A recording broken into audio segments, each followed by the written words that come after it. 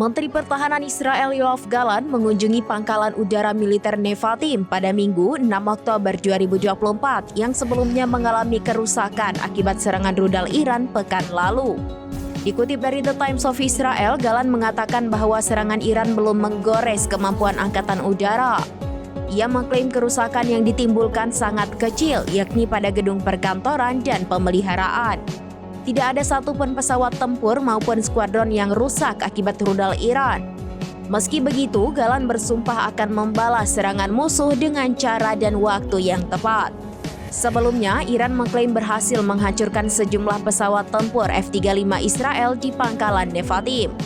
Foto kehancuran fasilitas di pangkalan juga terekam oleh citra satelit beberapa hari pasca serangan. Selain Nevatim, pangkalan militer Israel yang juga terdampak serangan adalah Tel Nov.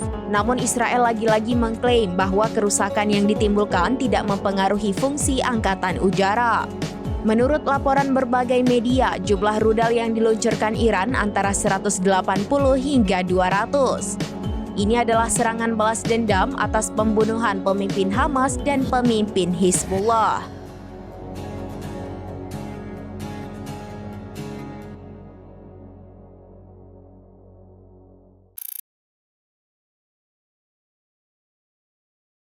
Download Tribun X sekarang, menghadirkan lokal menjadi Indonesia.